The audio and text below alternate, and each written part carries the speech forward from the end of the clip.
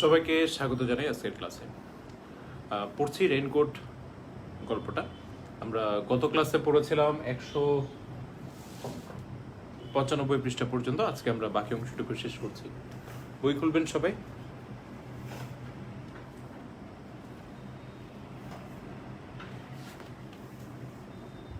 ওকে, so আমরা ঘটনা মোটামুটি জানি যে নুরুল হুদা একজন কলেজের প্রফেসর। কলেজটা খুব সম্ভবত ঢাকা কলেজ বা ঢাকা কলেজের আশেপাশে কোনো একটা কলেজ হবে। আমরা শিওরলি এখনো বলতে পারছি না, এটা মূল টপিকে বলতে পারবো, মূল টপিকে লেখা আছে। তো কলেজে গেরিলা হামলা হয়েছে, এ নিয়ে জিজ্ঞাসাবাদের জন্য তাকে কলেজে ডেকেছে পাকিস্তানি হানাদার বাহিনী। তিনি এখন সেখানে যাচ্ছেন। যাওয়ার সময় তার সাথে তার স্ত্রীর কথোপকথন হচ্ছিল যে না গিলা হয় কিনা, এরকম কিছু বিষয় আমরা দেখতে পাই। তো দেখি এরপর কি হচ্ছে। সে রেডি হচ্ছে যাওয়ার জন্য। 196 পৃষ্ঠায় আছি, বই খুলবে সবাই। প্যান্টের ভেতর পা গলিয়ে দিতে দিতে সে শুনে রান্নাঘর থেকে তার স্ত্রী বলছে, বউ বলছে, তাড়াতাড়ি চলে এসো, বৃষ্টি শুরু হওয়ার আগে মিরপুর ব্রিজের দিক থেকে গুলির আওয়াজ আসছিল। কখন কি হয় কি জানি। তাহলে মিরপুর ব্রিজের ওদিক থেকে যে গুলির আওয়াজটা আসছিল, আমরা গল্পের শুরুতে পেয়েছিলাম যে নুরুল হুদা খুব নিশ্চিন্ত মনে ঘুমাচ্ছেন। তিনি বলছেন 3 দিন অন্তত যেহেতু বৃষ্টি হচ্ছে গুলি ফোটাফুটি বন্ধ, তাহলে আবার কেন মিরপুর ওদিক থেকে গুলির আওয়াজ আসবে? আসলে মিরপুর ব্রিজের ওদিক থেকে গুলিটা চালিয়েছিল মুক্তি বাহিনী বা মুক্তিযোদ্ধারা বা গেরিলা বাহিনীরা। এটা আমরা আরেকটু পরে জানতে পারছি এই বিষয়ে বিস্তারিত। এটা পাকিস্তানিরা চালায়নি। এসব কথা এখন বলার দরকার কি?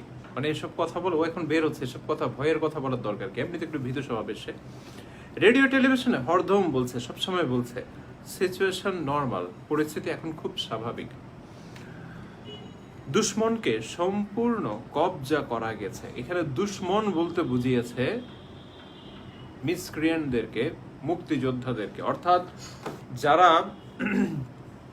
পাকিস্তান 1971 সালে পাকিস্তানি সরকার বা পাকিস্তানি বাহিনীরা এদেশের মুক্তিযোদ্ধাদেরকে দুশ্মন বলে উল্লেখ করত, বা যারা মুক্তিযুদ্ধে সহায়তা করত তাদেরকেও দুশ্মন বলে উল্লেখ করত, দেশদ্রোহী বলে উল্লেখ করত। হ্যাঁ, আদাব স্যার।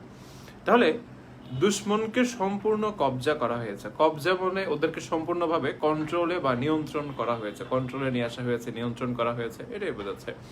রেডিও টেলিভিশনে এসব দেখানোর অর্থ হচ্ছে যাতে করে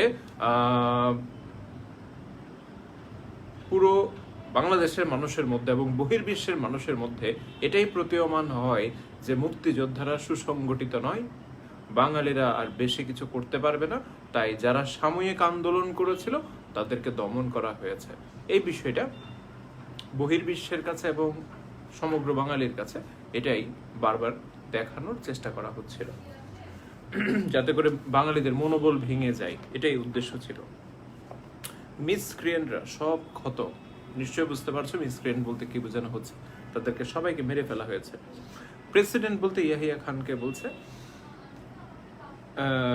গণতন্ত্র ফিরিয়ে দিতে বদ্ধপরিকর। তিনি দেশে গণতন্ত্র ফিরিয়ে দিতে চান, এটা আর কি, যে শুধু সময়ের অপেক্ষা।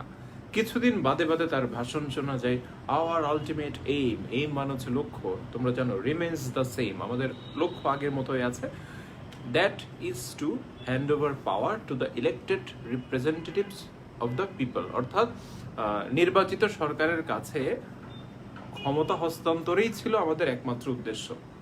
হ্যাঁ, হ্যালো স্যার, ঠিক আছে, বুঝতে পারছো। কিন্তু কিছু দুষ্কৃতিকারী তারা চেয়েছে দেশের পরিস্থিতি ঘোলাটে করতে, তারা চেয়েছে পূর্ব পাকিস্তান এবং পশ্চিম পাকিস্তানের মধ্যে বিভাজন ধরাতে, তারা এই উদ্দেশ্য প্রণোদিতভাবে এটা করেছে।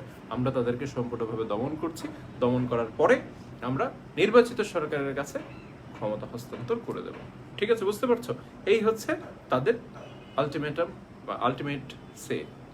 ওয়ালাইকুম আসসালাম।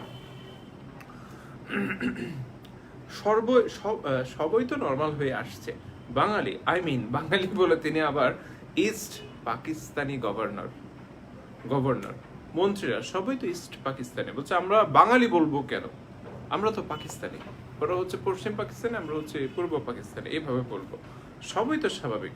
এখন বউ তার এসব কেন বাজে কথা বলছে? ইস, আসমাকে নিয়ে আর পারা যায় না। তাহলে আসমা হলো ওনার স্ত্রীর নাম, যেটা আমরা অবশ্য গত ক্লাসে বলেছিলাম। তাহলে এই যে প্যারাটা পড়লি, এই প্যারাটার মধ্যে তুই কি জানলি? লেখক দেখ, লেখকের লেখার স্টাইলটা একটু ডিফারেন্ট। নুরুল হুদা এমন ভাবে বিষয়গুলো ব্যঙ্গ দিক থেকে ব্যঙ্গার্থক ভঙ্গিমায় আলোচনা করছেন যে হয়তো আমাদের পড়ে একটু মজা মনে হবে, কিন্তু তিনি খুব সিরিয়াস কিছু ইস্যুকে আমাদের সামনে তুলে ধরেছেন। যে রেডিও টেলিভিশনে আমরা এসএসসিতে আবার ওই টপিকের নাম না বললে নয়, 71-এর দিনগুলো পড়ার সময় আমরা পেয়েছিলাম যে বুদ্ধিজীবীদেরকে ধরে এনে বা বিভিন্ন কলেজের অধ্যাপকদেরকে ধরে এনে ওনাদেরকে দিয়ে মিথ্যা বিবৃতি পত্রিকায় ছাপানো হতো। মনে আছে তোমাদের? ওই যে গোয়েবেলসের বিবৃতি এর সাথে তুলনা করা হয়েছিল কিছু বিষয়কে।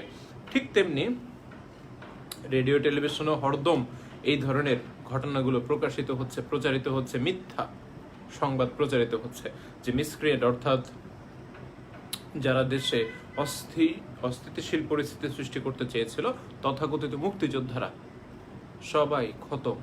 পাকিস্তানি সরকার খুব শক্ত হাতে তাদেরকে দমন করতে পেরেছে। লাইভের নোটিফিকেশন আসছে না, তুমি এক কাজ করো, সেটিং এ গিয়ে নোটিফিকেশনটা, লাইভের নোটিফিকেশনটা অন করে দাও। কিভাবে একটা সেটিং করতে হয় আমি ঠিক জানি না আম্মু, তবে দেখো এটা আমি শুনেছি, একটা সেটিং এ গিয়ে একটা লাইভের নোটিফিকেশন অপশন আছে, এটা অন করে দাও, তাহলে দেখবা যে চলে আসবে এটা। ওকে,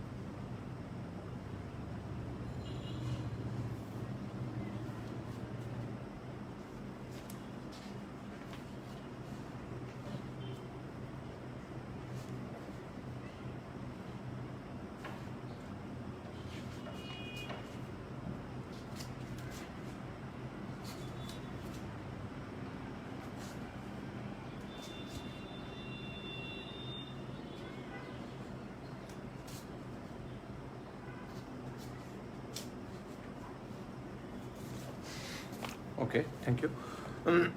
আসমাকে নিয়ে আর পারা গেল না। আচ্ছা, একটু পর্যন্ত আমরা বুঝতে পেরেছি। এরপর হচ্ছে এই বৃষ্টিতে শুধু ছাতাই কুলাবে না গো, আবার তার স্ত্রী এই কথাগুলো বলছে যে শুধু ছাতা নিয়ে গেলে হবে না, অন্য কিছু নিয়ে যাও, রেইনকোট পরে যাও। বইয়ের আরেক দফা সোহাগ শোনা গেল, তুমি বরং মিন্টুর রেইনকোটটা নিয়ে যাও। এই মিন্টুকে আমরা জানি, মিন্টু হচ্ছে আসমার ভাই, ছোট ভাই, এবং ওনার শ্যালক বা শালা। ইস, আবার মিন্টু। বইয়ের এই ভাইটার জন্য তাকে এক্সট্রা মনে হচ্ছে, অতিরিক্ত তটস্থ মনে হচ্ছে, ভয়ে ভীত, শঙ্কিত। তটস্থ শব্দের অর্থ, সহজ অর্থ বলতে পারো শঙ্কিত। তটস্থ থাকতে হয় বাড়ি থেকে। হ্যাঁ হ্যাঁ, তার মগবাজারের 2 কামরার ফ্ল্যাট থেকেই তো মিন্টু চলে গেল জুন মাসে, জুনের 23 তারিখে। তাহলে এইখানে তোমাদের দরকার আছে যে মিন্টু কত তারিখে মুক্তিযুদ্ধের মানে যোগদানের জন্য বাড়ি ছেড়ে চলে যায়, সেটা হচ্ছে জুনের 23 তারিখ। তখন তারা কোথায় ছিল? মগবাজারে ছিল। কয় কামরার ফ্ল্যাট? 2 কামরার ফ্ল্যাট। আচ্ছা, জুলাইয়ের পয়লা তারিখে সে বাড়ি শিফট করলো। তাহলে গেছে কয় তারিখ? 23 তারিখ। জুনের 1 সপ্তাহের মধ্যে সে বাড়ি পরিবর্তন করে ফেলেছে। সে একটু ভীতু স্বভাবের। যদি সে যুদ্ধে গেছে, এই সংবাদটি চারিদিকে জানাজানি হয়ে যায়, তখন দেখা যাবে পাকিস্তানি বাহিনী বা তার দোসরেরা, অর্থাৎ রাজাকার বাহিনী বা আল বদর বাহিনী বা আল শামস বাহিনী এসে ওর খবর জানার জন্য বা সংবাদ জানার জন্য ওকে তুলে নিয়ে যাবে, এরপর টর্চার করবে। সেই ভয়ে সে ওখান থেকে চলে গেছে, যাতে লোক জানাজানি না হয়, যাতে মানুষ বুঝতে না পারে যে সামওয়ান ইজ মিসিং, তখন এরকম কেউ একজন বাসায় না থাকলে বা তাকে দেখা না গেলে মানুষ বুঝে নিত সে যুদ্ধে অংশগ্রহণ করার জন্য ট্রেনিং নিতে গেছে, এরকম একটা বিষয়। তো তারপর দেখো জুলাইয়ের কত তারিখ সে প্রথম বাসা বদল করলো, 1 তারিখ। তাহলে সে কতবার বাসা বদল করেছে এটাও একটু অবজেক্টিভে আসতে পারে, আমরা একটু কাউন্ট করবো। প্রথমবার বাসা বদল করেছে এটা 4 বার, সম্ভবত 4 বার না 3 বার, গুনলে আমরা বের হবে। বলা যায় না, ওখানে যদি কেউ কিছু আঁচ করে থাকে, কেউ যদি অনুমান করে থাকে, আঁচ করা মানে অনুমান করা। ও চলে যাবার 3 দিন পরে পাশের ফ্ল্যাটের গোলগাল মুখের এক মহিলা তার বউকে জিজ্ঞেস করছে, ভাবি আপনার ভাইকে দেখছি না যে? ওই যে ভাবিদের যে কাজ সেরকম আর কি, খবর নিচ্ছে ভাই কোথায়। ব্যাস এই শুনেই সে বাড়ি বদলাবের জন্য লেগে গেল হন্যে হয়ে, ভীতু স্বভাবের নুরুল হুদা। এটা শুনেই, যেহেতু এই পাশের বাড়ির গোলগাল চেহারার এক ভাবির মনে মিন্টুর সম্পর্কে প্রশ্ন এসেছে, ঠিক তেমনি ভাবে আরো অনেকের মনেও প্রশ্ন জাগতে পারে। তাই নুরুল হুদা ভীতু স্বভাবের, সেই জন্য বাড়ি পাল্টানোর জন্য তিনি হন্যে হয়ে লেগেছেন। মিলিটারি লাগার পর থেকে এই নিয়ে 4 বার বাড়ি পাল্টানো হলো। ইয়েস কৃপা, নমস্কার। তাহলে কতবার বাড়ি পাল্টিয়েছে? 4 বার বাড়ি পাল্টিয়েছে। এই নিয়ে অবজেক্টিভের জন্য দরকার আছে। এখানে আসার পর ওরা এখন যেখানে আছে সেখানটার কথা বলছে। এখানে আসার পর নিস্তলার ভদ্রলোক একদিন বলছিল, আমার ভাইটাকে আর ঢাকায় রাখলাম না, যে গোলমাল বাড়ি পাঠিয়ে দিলাম। নিস্তলার ভদ্রলোক তার ভাইকে বাড়ি পাঠিয়ে দিয়েছে, কারণ ইয়াং ছেলে থাকলে পাকিস্তানিরা ধরে নিয়ে যাচ্ছে, তাকে টর্চার করছে, অনেক সময় মেরেও ফেলছে কোনো ধরনের সংবাদ পেলে। শুনে বুকটা তার ঢিপ ঢিপ করছিল। এবার যদি তার শালার প্রসঙ্গ তোলে, অর্থাৎ সে যদি কোনোভাবে জানে যে তার শালা একজন আছে, সে এখানে ওদের সাথে থাকতো, কথা প্রসঙ্গে যে জিজ্ঞেস, আচ্ছা আপনার একটা শালা ছিল, সে নাকি আপনাদের সাথে থাকতো, কোথায় সে? বাড়িতে পাঠিয়েছেন না মুক্তি ফৌজে গেছে? এরকম করে যদি কথা তোলে, সে তখন কি উত্তর দিবে? থতমত খেয়ে যাবে। সেই জন্য সে একটু নিয়ে দুশ্চিন্তায় ভুগছিল। নিরাপত্তার জন্যই সে এখানে এসেছে।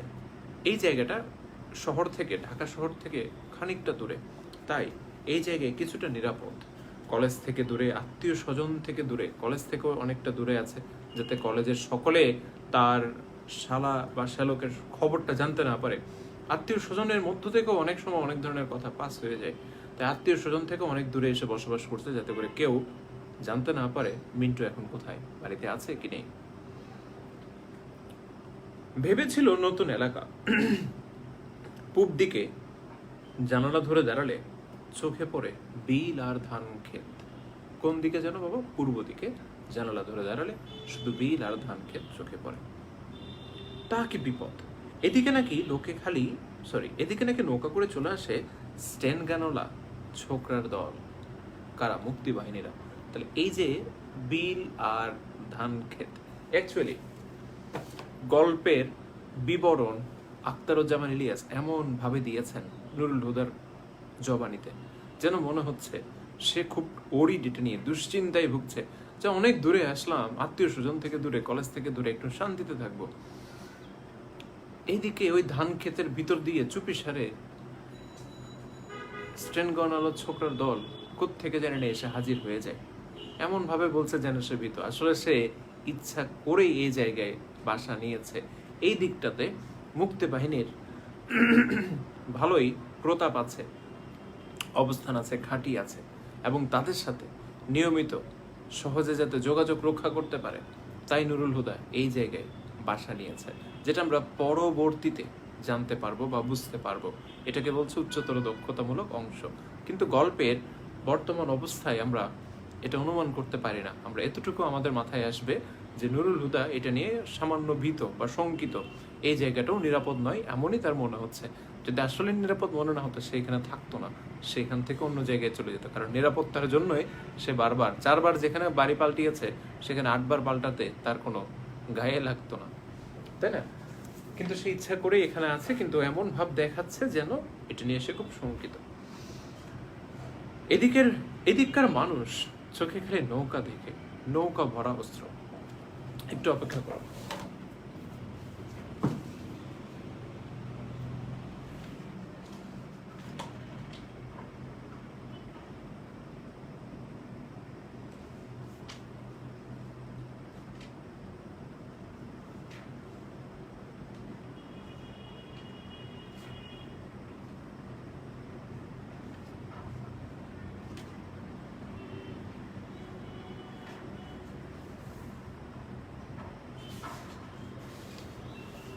আচ্ছা, যদি প্রশ্ন হয় এদিককার মানুষ চোখে খালি নৌকা দেখে, নৌকা ভরা অস্ত্র, তাহলে কি উত্তর দিবা?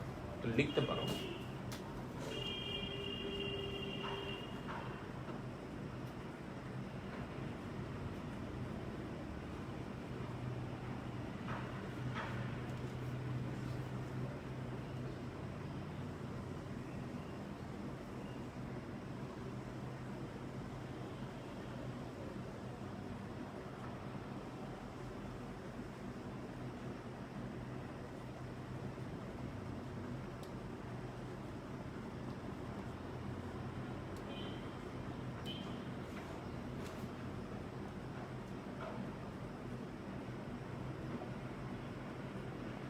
এদিককার মানুষ খালি নৌকা দেখে, নৌকা ভরা অস্ত্র, এটা দ্বারা গেরিলা বাহিনীর তৎপরতা দিকটি উন্মোচিত হয়েছে বা প্রকাশিত হয়েছে।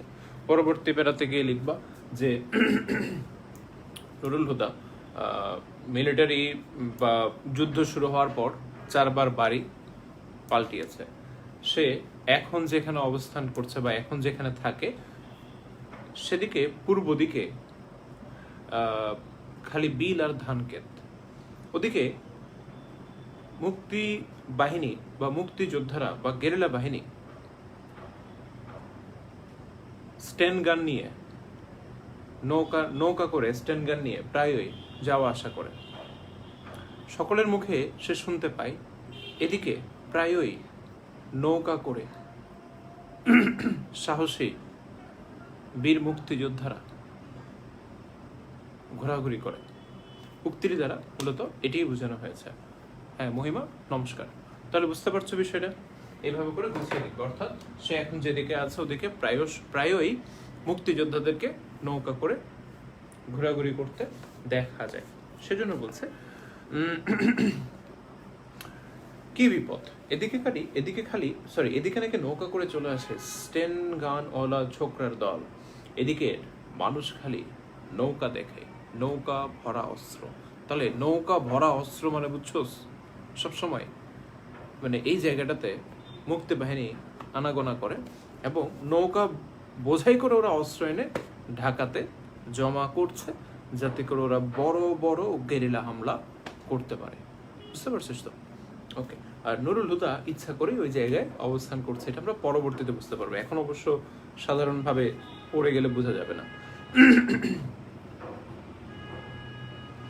এর মধ্যে এর উপর বউ যদি মিন্টুর কথা তোলে, তাহলে অস্ত্র তো ঢুকে পড়ে ঘরের মধ্যিখানে। এটা একটু জটিল ভাবে লিখছেন, অর্থাৎ বউ এখন প্রসঙ্গ তুলছে মিন্টুর, তাহলে মিন্টু হচ্ছে মুক্তিযোদ্ধা। এই দিকটাতে মুক্তিযোদ্ধাদের প্রচন্ড আনাগোনা, এটা মানুষের মুখে মুখে। এর মধ্যে বউ যদি বলে মিন্টুর কথা এবং মিন্টু মুক্তিযুদ্ধে গেছে, তাহলে সবাই সন্দেহ করবে মিন্টু এইখানে এসে ওর অস্ত্রগুলো জমা রেখেছে, বাড়ির মধ্যে লুকিয়ে রেখেছে, প্রয়োজন হলে সেখান থেকে নিয়ে সে যে গেরিলা আক্রমণ, যেটা গেরিলা হামলা যেটা, সেটা করবে। আবারও বোঝাচ্ছি, বউ এখন মিন্টুর কথা তুলছে, মিন্টু গেছে মুক্তিযুদ্ধে। আর এই দিকটাতে মুক্তিযোদ্ধাদের প্রচন্ড তৎপরতা দেখা যায়, তাদের প্রচুর অস্ত্র এদিক দিয়ে আনা নেওয়া হয়, এটা সবার মুখে মুখে। কেউ যদি শুনে মিন্টুর কথাটা, তাহলে সবাই সন্দেহ করবে মিন্টু অস্ত্র এনে ওদের ঘরে লুকিয়ে রেখেছে। ঠিক আছে? তাই সে ভয় পেয়ে বলছে যে এর মধ্যে বউ যদি মিন্টুর কথা তোলে, অস্ত্র একেবারে ঘরের মধ্যে ঢুকে গেছে, তাহলে অস্ত্র আসলে ঘরের মধ্যে হয়তো ঢুকিয়ে নেই, হয়তো অস্ত্র এভাবে সে ঘরের মধ্যে লুকিয়ে রাখবে না, তাহলে মানুষ সকলে সন্দেহ করবে, অন্য জায়গায় রাখবে, ওটা বোকামি হবে আর কি। যাই হোক, এ নিয়ে বইয়ের মধ্যে কিছু নেই, তারপরও ওই প্রসঙ্গে সে বলেছে যে কি মানুষ মনে করবে কি অস্ত্র ঘরের মধ্যে এসে লুকিয়ে রেখেছে মিন্টু, সেজন্য বলছে অস্ত্র ঢুকে পড়ে একেবারে ঘরের মধ্যিখানে। মিন্টু যে কোথায় গেছে তা সেও জানে, তার বউ জানে কোথায় গেছে, মুক্তিযুদ্ধে গেছে। তাই জেনে শুনে বারবার মিন্টুর কথা তোলার কোনো দরকার নেই। বলতে পারতো ওখানে একটা রেনকোট আছে, সেই রেনকোটটা পরে যাও, কেন ভাই মিন্টুর কথা তুলো? বুকের মধ্যে চিনচিন করে। কিসিঞ্জার সাহেব বলেছেন, এখন প্রশ্ন হলো স্যার কিসিঞ্জার সাহেবকে 1971-এ যখন যুদ্ধ চলছিল তখন তৎকালীন পাকিস্তান পররাষ্ট্রমন্ত্রী, বুঝো তো পররাষ্ট্রমন্ত্রী, বুঝো তো? আচ্ছা, পররাষ্ট্রমন্ত্রী ছিলেন কিসিঞ্জার সাহেব, না সরি আমেরিকান পররাষ্ট্রমন্ত্রী, আমি ভুল বলছি, আমেরিকান পররাষ্ট্রমন্ত্রী ছিলেন যে হেনরি কিসিঞ্জার, পাকিস্তানিরা। এবং আমেরিকা 1971-এ পাকিস্তানকে বা পশ্চিম পাকিস্তানকে সাপোর্ট করেছিল যুদ্ধের সময়। তো উনি বলছেন, কিসিঞ্জার সাহেব বলছে, এসব হলো পাকিস্তানের ইন্টারনাল অ্যাফেয়ার। পৃথিবীর বিভিন্ন সভ্য দেশ যেটা সিভিলাইজড, তারা যখন এই জেনোসাইড বা নরহত্যার বিরুদ্ধে আন্দোলন বা প্রতিবাদ করছিল, তারা যখন পূর্ব বাংলার মানুষের পাশে এসে দাঁড়ানোর জন্য চেষ্টা করছিল, তখন আমেরিকান পররাষ্ট্রমন্ত্রী ভাষণে বলেন, যেটা হচ্ছে ওদের ইন্টারনাল ব্যাপার, আমাদের উচিত না ওদের বিষয়ে নাক গলানো। মানে হে আবার নাক গলাইতেছে, দেশে অন্যান্যদেরকে বলছে কি, তোমাদের উচিত না কি বা আমাদের উচিত না এদের বিষয়ে নাক গলানো, এটা ওদের ইন্টারনাল অ্যাফেয়ার। আচ্ছা, তাহলে এই অংশটার মধ্যে আমরা বুঝতে পারলাম যে আমেরিকা সরকারের 1971-এ ভূমিকাটা কি ছিল সেটাও আমরা এখন জানতে পেরেছি, বা অবস্থান কোন দিকে ছিল সেটাও আমরা জানতে পেরেছি। এবার এইগুলো শুনে নুরুল হুদার মনে যে চাপা ক্ষোভ, সেগুলোর বহিঃপ্রকাশ একটু করে আমরা দেখতে পাই। মানুষ মেরে সাফ করে দেয় বাড়িঘর, গ্রাম, বাজারহাট জ্বালিয়ে দিচ্ছে, কারো কোনো মাথা ব্যথা নেই। এসব হলো ইন্টারনাল অ্যাফেয়ার। দেখো ওর মনের মধ্যে একটা যে চাপা ক্ষোভ, তার প্রমাণ আমরা এখন পাচ্ছি। সে বলছে ইন্টারনাল অ্যাফেয়ার না, মানুষজনকে নির্বিচারে মারা হচ্ছে, বাড়ি ঘর পুড়িয়ে দিচ্ছে, এটা ইন্টারনাল অ্যাফেয়ার হতে পারে? আচ্ছা, না না না, এই ধরনের ভাবনা, এই ধরনের মানে বিদ্রোহী ভাবনা তার মধ্যে আসতে দেওয়া যাবে না, ধারে কাছে আসতে দেওয়া ঠিক নয়। নিচের ফ্ল্যাটে থাকে ওয়েল্ডিং ওয়ার্কশপের মালিক, যারা ঝালাই এর কাজ করে। আচ্ছা, তার শ্বশুর নিশ্চয়ই সর্দার গোছের রাজাকার। সর্দার মনে হচ্ছে নেতা। রাজাকারের মধ্যে আবার বিভিন্ন ক্লাসিফিকেশন আছে। হ্যাঁ, আমি রাজাকার, আমার আবার কিছু চামচাও আছে, ওরকমও আছে। তিনি হচ্ছেন নেতা টাইপের রাজাকার। সপ্তাহে 2-3 দিন মেয়ের বাড়িতে রেফ্রিজারেটর, টেপ রেকর্ডার, দামি দামি সোফা সেট, ফ্যান, খাট পালন সব চালান পাঠায়।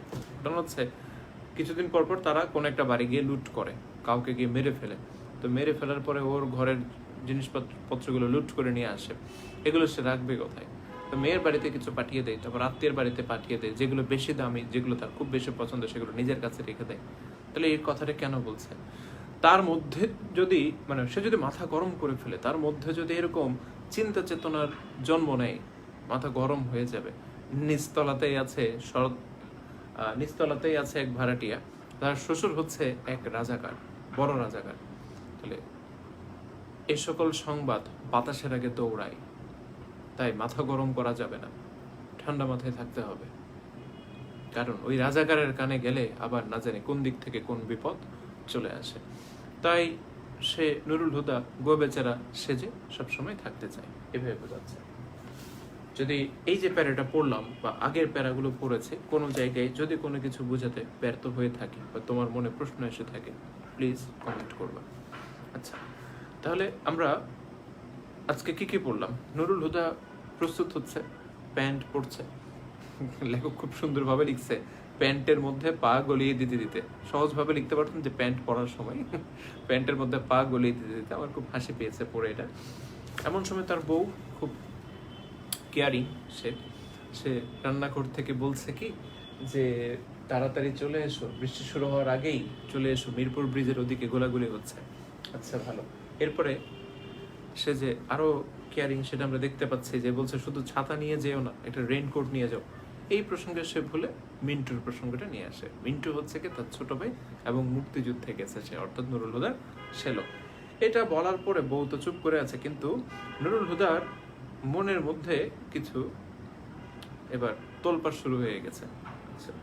লেখক আখতারুজ্জামান ইলিয়াসকে আমরা বলতে পারি মনোবিশ্লেষণ ধর্মী লেখক। এই যে দেখো নুরুল হুদার মনের মধ্যে কি তোলপাড় চলছে, সেগুলো নিয়ে কিন্তু তিনি অনেক বর্ণনা দিয়েছেন। এখন নুরুল হুদা চিন্তা করছে মিন্টুর কথা। এই মিন্টু কোথায় গেছে? মুক্তিযুদ্ধে গেছে। কখন গেছে? জুনের 23 তারিখ। তখন তারা মগবাজার বাড়িতে ছিল, তাই না? এরপরে সেখান থেকে তারা জুলাই মাসের 1 তারিখে বাসা চেঞ্জ করে, কারণ এর 2 দিন পরে কিসিঞ্জার সাহেব হচ্ছে আমেরিকান পররাষ্ট্রমন্ত্রী তখনকার সময় 1971-এ। পুরো নাম হচ্ছে হেনরি কিসিঞ্জার। ওনার সম্পর্কে বিস্তারিত জানতে চাইলে একটু মানে গুগলে গিয়ে সার্চ দাও, কিসিঞ্জার নাম দিয়ে সার্চ দাও, দেখো বিস্তারিত চলে আসবে ওনার। এবং পাকিস্তান পিরিয়ড না, মানে যুদ্ধ যখন চলছিল ওই সময়টাতে উনি যে কি কাজ করছেন, কিভাবে যে আমাদের বিরোধিতা করছেন তারও বর্ণনা তোমরা ওখানে পাবা। সংক্ষেপে হচ্ছে আমেরিকান পররাষ্ট্রমন্ত্রী 1971-এ ওই সময়টাতে। এবং ওই সময়ে আমেরিকা যুদ্ধ চলাকালে পশ্চিম পাকিস্তান অর্থাৎ পাকিস্তানকে সমর্থন করেছিল। নুরুল হুদা কি মাস্টার মাইন্ড বলা যাবে কিনা? হ্যাঁ, বলতে পারো। আমি কিন্তু নুরুল হুদা মানুষটাকে পছন্দ করছি, হেভি কুল। এর মধ্যে তোমরা দেখছিলাম ওই যে কিছুদিন আগে কি একটা যেন ভুলে যায়, যে একটা ওয়েব সিরিজ আসছিল নিয়ে, ব্যাংক চুরি নিয়ে, হ্যাঁ নামটা ভুলে গেছে। কারো কি মনে আছে? ওখানে একটা সে সবসময় মানে প্ল্যান করতো, মাস্টার মাইন্ড ছিল, প্ল্যান করতো একজন আর সবাই চুরি করতো। কি যেন নাম সিরিজটা ভুলে গেছে। তোদের কারো মনে থাকলে একটু আমরা বলিস তো। খুবই নেটফ্লিক্সে দেখাইতো এটা, কেউ দেখছিস কিনা জানি না। এটা মানে ব্যাংক চুরি করতো ওরা, কয়েকটা সিরিজও বেরিয়েছে এটা, 1, 2, 3, 4 ভুলে গেছে আমি নামটা। আচ্ছা, ওই টাইপের মনে হয়েছে আমার লোকটাকে, নুরুল হুদার লোকটাকে। আচ্ছা যাই হোক, এরপর নুরুল হুদা এখন যে জায়গায় এসে, হ্যাঁ মানি হাইস্ট, এক্স্যাক্টলি, ভেরি গুড, এটাই রাইট। এরপর নুরুল হুদা যে জায়গায় এসে বাসা নিয়েছে সে জায়গায় জানলা ধরে পূর্ব দিকে তাকালেই খালি বিল আর ধান ক্ষেত। হ্যাঁ রাইট, ভেরি গুড, মানে হাইস্ট না, মানে হেস্ট উচ্চারণ নাকি এটা। এরপর ওরা এই জায়গায় এসছে নিরাপত্তার খাতিরে, কিন্তু এইখানে শোনা যাচ্ছে স্টেনগানওয়ালা ছোকরারা আনাগোনা করে, দ্যাট মিনস গেরিলা মুক্তিবাহিনীর কথা বলছে। এবং এদিকের মানুষ খালি নৌকা দেখে, নৌকা ভরা অস্ত্র দেখে। তাহলে এই দিকটাতে নুরুল হুদা যেদিকে বাসা নিয়েছেন সেদিকে গেরিলা বাহিনীর খুব তৎপরতা আছে, সেটা বোঝানোর জন্য উক্তিটি করা হয়েছে। এরপর বলছে নিচতলাতে এক ভদ্রলোক থাকেন, তার শ্বশুর সর্দার গোছের রাজাকার, এবং ওদের বাড়িতে, ওদের বাসায় আর কি, ওই রাজাকার সাহেব মানে ওই ভদ্রলোকের শ্বশুর প্রায় ওই জিনিসপত্র পাঠায়। তাই নুরুল হুদাকে সবসময় সাবধান থাকতে হয়। মিন্টুর বিষয়ে বা অন্য যে কোনো বিষয়ে মাথা গরম করা চলবে না, উত্তেজিত হওয়া চলবে না। এবং কিসিঞ্জার সাহেব অর্থাৎ আমেরিকান পররাষ্ট্রমন্ত্রী ভাষণে বলেছেন যে বাংলাদেশে বা পশ্চিম বাংলাদেশ বললে ভুল হবে, যে পূর্ব পাকিস্তানে যেসব ঘটনা ঘটছে এগুলো হচ্ছে পাকিস্তানের অভ্যন্তরীণ ব্যাপার। এসব বিষয়ে বহির্বিশ্বের নাক গলানো উচিত না, বা বহির্বিশ্বের এসব বিষয় নিয়ে মাথা ঘামানো উচিত না। এটা নিয়ে নুরুল হুদার মনে একটু চাপা ক্ষোভ জন্ম নিয়েছিল। আবার সে নিজেকে সংবরণ করতে পেরেছে, এই হলো কথা। আসো আবার আমরা আমাদের পড়াতে চলে আসি। দেখি তো ফিট করে কিনা, মানে দেখি তো তোমার গায়ে এটা ঠিক হয় কিনা। আচ্ছা, তারপরে কি বলছে? আসমা এগিয়ে এসে তার গায়ে রেনকোট চড়িয়ে দিতে দিতে বলে, মিন্টু তো আমার অনেক লম্বা, মিন্টু হাইট বেশি আর ওর হাইট একটু কম। আচ্ছা, তোমার গায়ে হবে তো? ফের মিন্টুর দৈর্ঘ্যের সঙ্গে তার তুলনা। এতে আবার তার একটু আত্মসম্মানও লাগে, আবার মিন্টুর কথা বলাতে একটু বিরক্ত হয়। কেন বারবার মিন্টুর কথা বলছো? যে বিপদ। এই ভাইকে নিয়ে এরকম বাড়াবাড়ি করাটা আসমার কি ঠিক হচ্ছে? ভালোই হলো, তোমার গোড়ালি পর্যন্ত ঢাকা পড়েছে। মিন্টু তো খুব লম্বা চওড়া, আর নুরুল হুদা ছোটখাটো স্বভাবের ছোটখাটো সাইজের একটা লোক। তো সেই জন্য ও বেশি লম্বা হওয়াতে ওর রেনকোটটা ওর একদম পায়ের গোড়ালি পর্যন্ত চলে গেছে, বুঝো? একদম গোড়ালি মানে যে স্যান্ডেলের একটু উপরে। বলছে ভালোই হলো, তোমার গোড়ালি পর্যন্ত ঢাকা পড়েছে, পায়েও বৃষ্টি লাগবে না। আসলেই যখন টর্চার করা হচ্ছিল ওর পায়েও ওর আঘাত করছিল, শরীরের কোথাও ওর কোনো সেন্স ছিল না, এসব তার গায়ে আর কোনো ধরনের আঁচড় কাটছিল না। এখানেই আসমার শেষ নয়, রেইনকোটের সঙ্গেকার টুপি এনে চড়িয়ে দেয় তার মাথায়, একটা টুপিও দিয়েছে তার মাথায়। হঠাৎ করে ছোট ছেলেটা বলে, আব্বু ছোট মামা হয়েছে, আব্বু ছোট মামা হয়েছে, মানে আব্বু ছোট মামা সেজেছে এটা বলছে। 2.5 বছরের, আচ্ছা মেয়ে, সরি ছেলে না, 2.5 বছরের মেয়ে, একটু মনে রাখবো অবজেক্টিভের জন্য দরকার হতে পারে। তার মেয়ের বয়স কত বছর? 2.5 বছর। সদ্য ঘুম ভাঙা গলায় ভাঙা ভাঙা বুলি শুনে সে চমকে উঠে। সে ছোট মামার কথা যখন বলেছে তখন সে মনে করলো মিন্টু ঘরের মধ্যে ঢুকে পড়েছে কিনা। মিন্টু কি তাহলে ঢুকে পড়েছে অস্ত্র শস্ত্র হাতে ঘরের মধ্যে? এর মানে এর পিছু পিছু তো তাহলে ঢুকেছে মিলিটারি, অর্থাৎ মিলিটারি মিন্টুকে খোঁজার জন্য ঘরে চলে আসবে এবার। সে এখন আবার আতঙ্কিত, তার মানে এখনই আমাদেরকে মেরে ফেলবে। হঠাৎ সে ভয় পেয়ে দরজার দিকে তাকায়, না, দরজার ছিটখানি খিল সবই বন্ধ। তাহলে মিন্টু ঘরের মধ্যে ঢোকেনি, মেয়ে এমনিতে বলেছে, ওকে দেখে বলেছে, অর্থাৎ ওকে দেখে ছোট মামার মতো মনে হচ্ছে। এই যে লাইনটা আব্বু ছোট মামা হয়েছে, এটা কেন বলেছে? নুরুল হুদা তার শ্যালক মিন্টুর রেইনকোট এবং টুপি পরাতে তাকে দেখতে তার ছোট মামার মতো অর্থাৎ মিন্টুর মতো দেখাচ্ছে বলে 2.5 বছরের মেয়েটি উক্তিটি করে। বুঝতে পেরেছো? তাকে দেখতে এটা করে। এবং এরপরে আমরা লিখবো যে কি রেইনকোট গল্পের রেইনকোট হচ্ছে একটি প্রতীক, এটি হচ্ছে দেশপ্রেমের প্রতীক। মিন্টুর মধ্যে যে দেশপ্রেম আছে সে একই রকমের দেশপ্রেম এসে ভর করেছে ভীতু স্বভাবের নুরুল হুদার মাঝে। নুরুল হুদা যখন মিন্টুর রেইনকোটটা পরে তখন তার মধ্যে এক অপরিমেয় দেশপ্রেম এসে ভর করে। মিন্টু যেভাবে দেশপ্রেমে বলিয়ান হয়ে বা উজ্জীবিত হয়ে মুক্তিযুদ্ধে অংশগ্রহণ করে, ঠিক তেমনি নুরুল হুদাও একই রকম দেশপ্রেমে উদ্বুদ্ধ হয়ে মুক্তিযুদ্ধে সহায়তা করে। মুক্তিযুদ্ধ করে বলতে পারবো না আমরা, কি বলবো, মুক্তিযুদ্ধে সহায়তা করে। মূলত 2.5 বছরের এই মেয়েটির কথাটির মধ্য দিয়ে আমাদেরকে এই বিষয়টি তুলে ধরা হয়েছে যে কি নুরুল হুদাও মিন্টুর মতো যুদ্ধে সহায়তা করছেন, দেশপ্রেমে বলিষ্ঠ হয়ে বা দেশপ্রেমে উজ্জীবিত হয়ে। তাহলে আব্বু ছোট মামা হয়েছে মানে আব্বু ছোট মামা সেজেছে, ছোট মামা মুক্তিযুদ্ধে গেছে। এই বিষয়টা এই অংশে প্রতীকীভাবে তুলে ধরা হয়েছে। ছোট মেয়ে তো আর সে মুক্তিযোদ্ধা কি মুক্তিযোদ্ধা নয় সে তো বুঝবে না, কিন্তু ছোট মামার মতো দেখতে লাগছে, এই বিষয়টা এখানে বোঝানো হচ্ছে। ওকে, তারপর দেখো কি বলছে, কোথায় আছি? আচ্ছা, তাকে কি মিন্টুর মতো দেখাচ্ছে? মিলিটারি আবার ভুল করে বসবে না তো, গুলি টুলি করে দিবে না তো? এর মধ্যে 5 বছরের ছেলেটা গম্ভীর চোখে তাকে পর্যবেক্ষণ করে রায় দেয়। তাহলে মেয়ের বয়স 2.5, ছেলের বয়স 5, ডবল। ছেলে বড়, মেয়ে ছোট, 2 সন্তান। গম্ভীর চোখে পর্যবেক্ষণ করে রায় দেয় আব্বুকে ছোট মামার মতোই দেখাচ্ছে। আব্বু তাহলে মুক্তি বাহিনী, তাই না?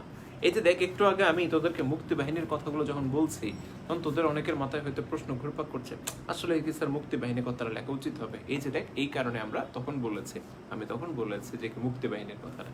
হ্যাঁ, সে যখন ওই পোশাকগুলো পরে তখন তাকে নুরুল ছোট মামার মতো দেখায়।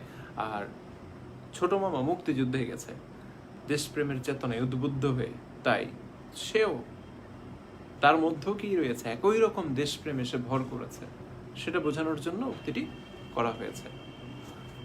মিন্টু দেশপ্রেমে উজ্জীবিত হয়ে গেছে আর ও গেছে একই রকম ভাবে মুক্তিযুদ্ধে, ঠিক আছে? ওকে ফাইন, আর একটু জোরে, আচ্ছা ঠিক আছে বলছে, ফাইন। এ তো ভাবনার কথা।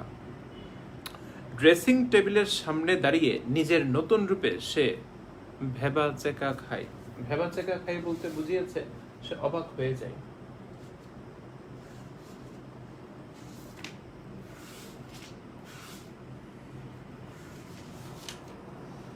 আচ্ছা, এই যে প্রশ্নটা, এটা থেকে যশোর বোর্ড 2019-এ অনুধাবনমূলক প্রশ্ন এসেছে। যশোর বোর্ড 2019 যে লাইনটা ছিল এরকম যে ড্রেসিং টেবিলের সামনে দাঁড়িয়ে নিজের নতুন রূপে সে ভেবাচেকা খায়, কে কেন ভ্যাবাচেকা খায়? প্রশ্নটা হচ্ছে যশোর বোর্ড 2019, কে কেন ভ্যাবাচেকা খায়? তাহলে এভাবে লিখতে পারি, মিন্টু রেইনকোট এবং টুপি পরে ড্রেসিং টেবিলের সামনে দাঁড়িয়ে নিজের নতুন রূপ দেখে নুরুল হুদা বিস্মিত হয়, বা এখানে কি যেন ছিল, ভ্যাবাচেকা খায়, অবাক হওয়া, বিস্মিত হওয়া, এটা বোঝাচ্ছে আর কি। এরপরে আমরা লিখতে পারি যে এরকম যে প্রিন্সিপাল কলেজে তলব করলে নুরুল হুদা কলেজে যাওয়ার জন্য প্রস্তুত হয়। যেহেতু বাইরে বৃষ্টি পড়ছিল, সেজন্য আসমা তার ছোট ভাই মিন্টুর বা মুক্তিযোদ্ধা মিন্টুর রেইনকোট এবং টুপি তাকে পরে যেতে বলে। রেইনকোট এবং টুপি পরে সে যখন আয়নার সামনে দাঁড়ায়, সে কিছুটা বিস্মিত হয়ে যায়। তাকে নতুন রূপে আসলেই মুক্তিযোদ্ধা মিন্টুর মতো দেখাচ্ছে।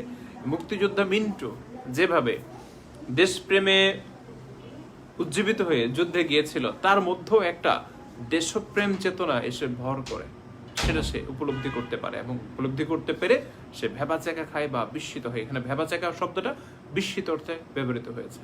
এইভাবে গুছিয়ে লিখবে, আর একটু গুছিয়েও তোমরা লিখতে পারো, এই হলো কথা। দেখো, তারপরে বললো না, খামোকা সে ভয় পাচ্ছে। বৃষ্টির দিনে রেইনকোট গায়ে দেওয়াটা অপরাধ হবে কেন? মিলিটারির কি আর বিবেচনা বোধ নাই? ডক্টর আফাজ আহমেদ ঠিকই বলে, শোনেন, মিলিটারি যাদের ধরে মিছি ধরে না। সাবভার্সিভ অ্যাক্টিভিটিস, এই সাবভার্সিভ অ্যাক্টিভিটিস বলতে শব্দার্থটিকে কিছু আছে দেখিনিস, সঙ্গে তারা সামহাউ অর আদার ইনভলভ, অর্থাৎ সাবভার্সিভ দেশদ্রোহী কর্মকাণ্ডের সঙ্গে তারা কোনো না কোনোভাবে জড়িত আছে। তা তো বাবু, সে এসব থেকে শত হাত দূরে, সে এসব সাবভার্সিভ অ্যাক্টিভিটিস থেকে তো অনেক দূরে আছে। শালা তার বর্ডার ক্রস করে, শালা মানে নুরুল হুদার কথা, সরি মিন্টুর কথা বলছে, বর্ডার ক্রস করলো, অর্থাৎ কোথায় গেছে? সে ভারতে গেছে ট্রেনিং এর জন্য, তাই না? এই দিকে ফিরে এসে দেশের ভিতরে দমাদম মিলিটারি মারছে। দেখো, মিন্টু যে কি সাহসী ভাবে যুদ্ধে অংশগ্রহণ করছে, এটাই এখানে বলা হচ্ছে। মিন্টু যুদ্ধে ট্রেনিং এ গেছে, ট্রেনিং থেকে এসে দমাদম মিলিটারি মারছে। তাহলে মিন্টু মুক্তিযুদ্ধে যে বীরোচিত ভূমিকা পালন করছে, এটাও কিন্তু এখানে উল্লেখ আছে। তাতে তার দুলাভাইয়ের দোষটা কোথায়? কিন্তু বর্ণনাগুলো এমন সাবলীল বা এমন হাস্যরসাত্মক, যেগুলো হয়তো মানে একটু গভীর বিবেচনা না করলে তুমি ওই ক্যারেক্টারগুলোকে ঠিকভাবে রিচ করতে পারবা না। তারপরে দেখো, এই যে মিলিটারি, দেখো এই লাইনটাও দেখো কত সুন্দর করে লিখেছেন আখতারুজ্জামান। এই যে মিলিটারি প্রত্যেক দিন এই ঢাকা শহরের বাজার পোড়ায়, ঢাকা শহরের বাজার ঘাট সবকিছুতে আগুন ধরিয়ে দিচ্ছে, বস্তিতে আগুন লাগিয়ে টপাটপ মানুষ মারছে, মেয়েদের ধরে নিয়ে যাচ্ছে। এই যে মেয়েদের ধরে নিয়ে যাচ্ছে, এটার জন্য এসএসসিতে তোমরা একটা কবিতা পড়ছিলা, তোমাকে পাওয়ার জন্য হে স্বাধীনতা। সাকিনা বিবির কপাল ভাঙলো, মনে আছে? সাকিনা বিবি তার সম্ভ্রম হারিয়েছেন। বাংলাদেশে অনেক মা বোন মুক্তিযুদ্ধ চলাকালে পাকিস্তানিদের পৈশাচিকতার শিকার হয়েছিল, তাদের দ্বারা নির্যাতিতা হয়েছিলেন, সেই দিকটা এখানে ফুটে উঠছে।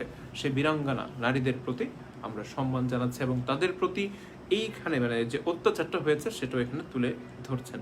মেয়েদেরকে ধরে নিয়ে যায়, সে কখনো এসব নিয়ে টু শব্দটি করেছে? অর্থাৎ নুরুল হুদা বোঝাচ্ছে যে দেশের মধ্যে যে সকল অরাজকতা চলছে, এসব নিয়ে সে কি কোনোদিন শব্দ করছে? তার শালা গেছে যুদ্ধে, মিলিটারি মারছে, তাতে তার দোষ কোথায়? কিন্তু শালা যে গিয়ে টপাটপ লোক মারছে, মিলিটারি মারছে, এটার মধ্যে শালার সাহসিকতা, মিন্টুর সাহসিকতাটা বোঝানো হচ্ছে। প্লাস পরের লাইনে এসে 1971-এ পাকিস্তানিরা ঢাকা শহরে কি কি চালিয়েছে, সারা দেশে কিভাবে তাণ্ডব লীলা চালিয়েছে, জ্বালিয়ে পুড়িয়ে দিয়েছে পুরো কি বাংলাদেশ, আমরা যেটাকে এসএসসিতে পেয়েছিলাম, তোমাকে পাওয়ার জন্য আর কতবার দেখতে হবে খান্ডব দাহন, মনে আছে? ওই যে লাইনগুলো, খান্ডব দাহনের মতো লাইনগুলোর মিল আমরা যেন এখানে খুঁজে পাচ্ছি। তাহলে পাকিস্তানিদের বর্বরচিত হামলার ইঙ্গিত আমরা এখানে পেয়ে যাচ্ছি। কলেজের দেওয়াল ঘেঁষে প্রিন্সিপালের কোয়ার্টারের পাশে হচ্ছে মিলিটারি ক্যাম্প। ক্লাসটা সব বন্ধ, এখন ছেলেরা কেউ আর ক্লাসে আসে না, মাস্টারদের হাজিরা দিতে হয় বর্তমান অবস্থার মতো। দেখো এখন করোনাকালীন সবকিছু বন্ধ, কিন্তু টিচারদেরকে মাঝে সাঝে স্কুলে যেতে হচ্ছে, খাতার কাজে বা বিভিন্ন অ্যাসাইনমেন্ট জমা দেওয়ার কাজে, তারপরে ধরো বিভিন্ন কাজ, আরো হাজিরা টাজিরা সহ বিভিন্ন কাজ আছে, টিচারদেরকে মাঝে মাঝে যেতে হয়, স্কুলের অফিসে চলে এরকম আর কি। তো তখনও এরকম ছিল, এটা বলছে ছেলেরা কেউ আসে না, মাস্টারদেরকে হাজিরা দিতে হয়, মাস্টারদেরকে যেতে হয় মাঝে মাঝে কলেজে। তাও বহু টিচার গা ঢাকা দিয়েছে সে কবে থেকে। অনেক টিচার বলছে চাকরি গেলে যাক, বাদ দিয়ে বাজে, যান বাঁচায় আগে। কোথায় যে হারিয়ে গেছে এরা, লুকিয়ে পড়েছে, অনেকে দেশ ছেড়ে চলে গেছে, অনেকে গ্রামে চলে গেছে, পালিয়ে আছে আর কি। সে তো রোজ টাইমলি কলেজে যায়, স্টাফ রুমে কলিগরা ফিস করে কথা বলে, কোথায় কোন ব্রিজ উড়ে গেল, কোথায় 7 মিলিটারির লাশ পড়েছে ছেলেদের গুলিতে। তাহলে এই যে লাইনগুলো, ব্রিজ উড়িয়ে দিয়েছে কারা? গেরিলারা, মুক্তিযোদ্ধারা। এগুলো ফিস করে বলা বলি করে ওরা, জানেন এই ঘটনা ঘটছে, তারপরে 7 মিলিটারিকে মেরে ফেলছে, এই টাইপের কথাবার্তা ওরা বলে। সে এসবে ধারও ধারে না, এসবে অংশগ্রহণও করে না। কোথায় 7 মিলিটারির লাশ পড়েছে ছেলেদের গুলিতে, এই কলেজের কোন কোন ছেলে ফ্রন্টে গেছে, মুক্তিযুদ্ধে গেছে, এটা বলছে। কই, সে তো এসব আলাপের মধ্যে কখনো থাকে না। এসব শুরু হলেই সে আলগোছে বলতে ধীরে সুস্থে উঠে চলে যায় প্রিন্সিপালের কামরায়। ডক্টর আফরোজ আহমেদ খেসে গলায়, মানে কর্কশ গলায়, হিন্দুস্তান, ইন্ডিয়ার কথা বলছে, ও মিসক্রিয়ানদের আশু এবং অবশ্যম্ভাবে, আশু মানে হচ্ছে কিছুদিন পরেই হবে, অবশ্যম্ভাবে মানে হচ্ছে মাস্ট, পতন সম্বন্ধে নিশ্চিত ভবিষ্যৎবাণী শুনিয়ে দেয়, পাশে শোনায়। ওই ঘরে আজকাল সহজে কেউ ঘেসে না। ওই ঘরে বলতে কোথায়? ডক্টর আফরোজ আহমেদের রুমে। কারণ তিনি তো রাজাকার, এক ধরনের ঘৃণা তার প্রতি আছে, আবার একটু ভয়ও পাই, মুখ ফুসকে কি না কি বলে ফেলে, তারপর আবার শুরু হবে পেঁচাল। উর্দুর প্রফেসর আকবর সাজিদকে প্রিন্সিপাল সাহেব আজকাল তোয়াজ করা মানে হচ্ছে তেল মারা, খুশি করা, তোষামোদি করা। কেন জানো? উর্দু শিক্ষার জন্য। উর্দুর গেরিলা আর মুক্তি বাহিনীদের মধ্যে না কোনো পার্থক্য নাই, একই। এখন মুক্তি বাহিনীরাই বিভিন্ন গেরিলা হামলা চালাতো, এটা বলছে। তো এখন যেটা বলছিলাম, উর্দুর প্রফেসর আকবর সাজিদকে প্রিন্সিপাল তোয়াজ করতেন কেন? এটা থেকে প্রশ্ন আসতে পারে। তাহলে তুমি বলবা যে পাকিস্তানের রাষ্ট্রভাষা উর্দু শেখার জন্য যুদ্ধ চলাকালে রাজাকার ডক্টর আফরোজ আহমেদ উর্দুর প্রফেসর আকবর সাজিদকে তোয়াজ করতেন বা তোষামোদ করতেন, এভাবে লিখবো, ঠিক আছে? এরপরে আমরা ওই ডক্টর আফরোজ আহমেদের কাহিনীগুলো লিখবো, যে কি যুদ্ধ শুরু হওয়ার পর থেকে তিনি কি মুক্তিযুদ্ধে পাকিস্তানিদেরকে সমর্থন করছেন, পাকিস্তানিদেরকে তিনি বিভিন্ন ধরনের বুদ্ধি পরামর্শ দিয়ে আসছেন, এবং কলেজে তার কোয়ার্টারের পাশেই পাকিস্তানিদের ক্যাম্প বসানো হয়েছে, এবং তিনি উর্দুর প্রফেসর আকবর সাজিদের কাছ থেকে উর্দু শিখতে চাইতেন, এবং তাই তিনি ওনাকে সবসময় কি করতেন? তোষামোদ করে চলতেন। এই হচ্ছে কথা। মিন্টুর ফেলে যাওয়া নাকি রেখে যাওয়া রেইনকোটে ঢোকার পর থেকে তার পা শিরশির করছে, আর এক মুহূর্ত দাঁড়িয়ে থাকা যাচ্ছে না। প্রিন্সিপাল তাকে ডেকে পাঠিয়েছে সেই কখন, কেমন যেন একটা উষ্ণতা, একটা গরম ভাব তার মধ্যে লাগছে, একটা শিরশিরি ভাব তার মধ্যে লাগছে, আর দাঁড়িয়ে থাকতে যাচ্ছে না। রাস্তায় একটা রিক্সাও নাই, তার রিক্সার পরোয়া সে এখন করছে না। রেইনকোটের ভেতর হাঁটতে হাঁটতে বাস স্ট্যান্ডে যেতে তার কোনো অসুবিধা হবে না, অর্থাৎ বৃষ্টি পড়ুক, কিন্তু এখন তো সে রেইনকোটের মধ্যে আছে, বৃষ্টির একটা ফোঁটাও তার গায়ে আঁচড় ফেলবে না। তাই সে দিব্যি হাঁটতে হাঁটতে বাস স্ট্যান্ডের দিকে রওনা হয়ে গেল। আর রিক্সাও পাবে না, কারণ যেহেতু গতকাল একটু গন্ডগোল হয়েছে, আবার ওদিক দিয়ে আজকে সকালে মিরপুরের ব্রিজের ওদিক থেকে গোলাগুলি হয়েছে। আজকাল ও ঘরে সে ঘেষে না কেন বলেছে তো বাবা? এটার কারণটা হচ্ছে উনি তো রাজাকার, যেহেতু রাজাকার, সে কারণে তার প্রতি মানুষের বা টিচারদের একটা মনের মধ্যে ঘৃণাও আছে, প্লাস একটু ভয়ও আছে। ভয়টা কি জানো?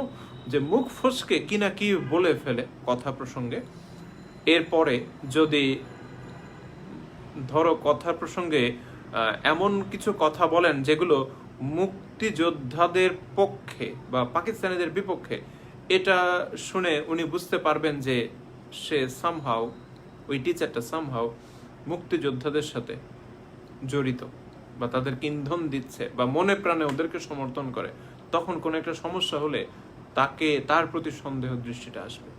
সেজন্য ভয়ে এটা করেন। আর কলেজেই এখন স্বয়ং পাকিস্তানিরা এসে ক্যাম্প গেড়েছে, আর উনি রাজাকার, আর উনার সামনে গিয়ে এসব কথা বলা বা কথা বলতে গিয়ে মুখ ফসকে কিনা কি বলে ফেলে, এসব বিষয় নিয়ে যে কোনো কারো ভয় থাকবে। তাই প্রয়োজন না হলে ওই ঘরে কেউ একটা যেতে চায় না। আর যেহেতু উনি রাজাকার, তাই ওনার প্রতি একটা ঘৃণাবোধ তো সবার থাকবে, তাই না? ওটাও আছে, তবে মেইন বিষয়টা হচ্ছে ভয়, সেকেন্ড বিষয়টা হচ্ছে ঘৃণা। ভয়টা প্রধান, মুখ্য, ওটা আর কি। সো ABCD থাকলে ভয়টা তো মেইন, আর রোমান 1 রোমান 2 বহুপদী থাকলে দুটোই একসাথে অ্যান্সার আসবে। Thank you for your nice question. So next আবার আসো। হারাই ফেলছি, পেয়েছে। রেনকোটের উপর বৃষ্টি পড়ছে অবিরাম, এই লাইনটা একটু মনে রাখবা। এই লাইনটা আমি আবারও অবতারণা করবো একদম চ্যাপ্টারের শেষে। কি মজা, তার গায়ে লাগে না একটি ফোঁটা, এটাও সাথে মনে রাখবা। অবিরাম বৃষ্টি পড়ছে কিন্তু তার গায়ে একটা ফোঁটাও পড়ছে না, কেন? সে একটা রেনকোট পরে আছে বলে। টুপির বারান্দা বেয়ে, হোয়াট ইজ টুপির বারান্দা?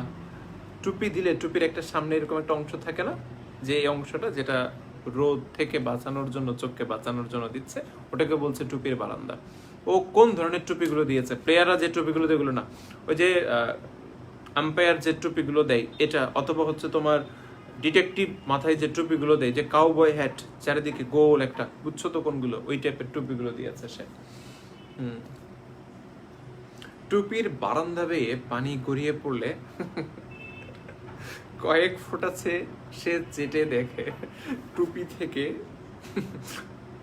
বৃষ্টির পানি ফোঁটা পড়ছে, ওগুলো জিব্বা দিয়ে আবার চেটেও দেখতেছে। কি খাটাস দেখো। ঠিক পান সে স্বাদ নয়, টুপির তেজ কি পানিতেও লাগলো নাকি? আচ্ছা, সে এই যে লাইনটা টুপির তেজ, সে বলতে চাইছে মিন্টুর রেনকোট পরার পর তার মধ্যে একটা সাহস, একটা দেশপ্রেম, একটা তেজ এসে ভর করেছে। এই টুপির মধ্যে একটা তেজ আছে, রেনকোটের মধ্যে একটা তেজ আছে। রেনকোট আর টুপি কার? মিন্টুর। মিন্টু গেছে মুক্তিযুদ্ধে, এই টুপি আর রেনকোট পরে সে এখন নিজেকে ওই সাহসী দেশপ্রেমিক মিন্টুর মতো করে নিজেকে ভাবছে। তার মধ্যে একটা তেজ চলে আসছে। এখন যে বৃষ্টির ফোঁটাগুলো টুপিতে পড়েছে সেগুলো যখন নিচে পড়ছে টুপির বারান্দা বেয়ে, সে দু একটা চেটেও দেখে ঠিক পাঞ্চের সাথে সে পাচ্ছে না, কেমন যেন একটা তেজ ভাব পাচ্ছে। আখতারুজ্জামান ইলিয়াস কি চিন্তা করে লিখছে আল্লাহ জানে, ভগবান জানে, বাদ দাও। তাহলে যদি প্রশ্ন করে টুপির তেজ পানিতেও লাগলো নাকি, তাহলে তুমি এভাবে বলবা যে কি দেশপ্রেমিক সাহসী বীর মুক্তিযোদ্ধা মিন্টুর রেনকোট আর টুপি পরে নুরুল হুদার মধ্যেও কি এক ধরনের অপরিমেয় দেশপ্রেম এসে ভর করেছে, তা বোঝানোর জন্য উক্তিটি করা হয়েছে। এইভাবে লিখতে হবে। পরবর্তীতে ওই আগের কাহিনী আর কি, রেনকোটের কাহিনীটা। সে কলেজে যাবে, প্রিন্সিপাল তাকে ডেকেছে, তার বউ তাকে বলছে রেনকোট পরে যায়, একটা টুপিও পরাই দিছে। এই টুপি পরে যখন সে যাচ্ছে তখন বাইরে বৃষ্টির ফোঁটা পড়ছে, দু একটা ফোঁটা সে চেটে দেখার পর মধ্যে সে পাঞ্চের স্বাদ পাচ্ছে না, বরং এক ধরনের তেজ অনুভব করছে। মূলত উক্তির দ্বারা ওই টুপি পরার পরে তার মধ্যে মিন্টুর যে দেশপ্রেম, যে সাহস, সেটা সে ভর করেছে, সেটাই বোঝানো হচ্ছে।